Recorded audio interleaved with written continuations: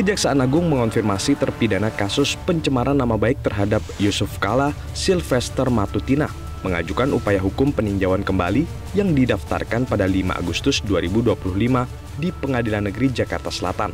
Pekan depan, Kejari Jaksel selaku jaksa eksekutor akan mengikuti proses hukum yang ada dengan menghadiri persidangan. Kepala Pusat Penerangan Hukum Kejaksaan Agung, Anang Supriyatna menekankan upaya hukum PK tidak akan mengganggu proses eksekusi terhadap Sylvester Matutina. PK nggak menghalangi eksekusi kan? Prinsipnya PK tidak menunda eksekusi. Nah itu nggak apa tuh eksekusinya itu? Silakan, itu kewenangan jaksa eksekutornya Jakarta Selatan. Jakarta Selatan. Coba nanti dipastikan. Apakah sudah ada permohonan PK-nya ke Kejari Jakarta Selatan, ke Pengadilan Negeri Jakarta Selatan itu sekalian dicek apakah ditembuskan kepada Kejaksaan Jakarta Pusat, Jakarta Selatan. Oh sampai sekarang belum dieksekusi. Eksekusi itu kenapa Bang? Kewenangan ada lobby-lobby misalnya? Ada. Kewenangan Kejari Jakarta Selatan. Dia kan bukan siapa-siapa juga Bang, bukan pejabat, bukan orang. Kendalanya begitu Pak, tapi belum ya. Apalagi perkara lama juga. Kewenangan, coba tanya ke Kejari Jakarta Selatan selaku jaksa eksekutornya.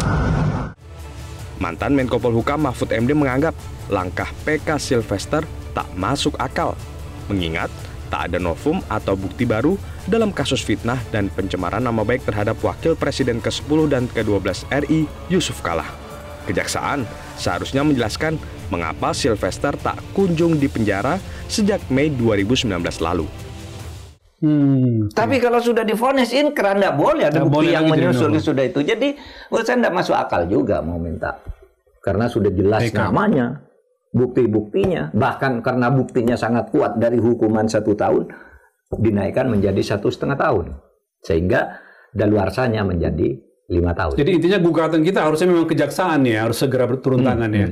Jelaskan harus kepada kejaksaan, publik. menjelaskan nih kejaksaan itu kan milik masyarakat. Dan harus bertanggung jawab. Sementara pihak JK sekaligus mantan Menkumham Hamid Awaludin memastikan Yusuf Kalla tak pernah bertemu dan tak merasa memberikan maaf kepada terpidana Sylvester Matutina. Tak ada alasan bagi Sylvester untuk tak menjalani masa hukuman tersebut. Pak JK tidak pernah bertemu dengan Sylvester.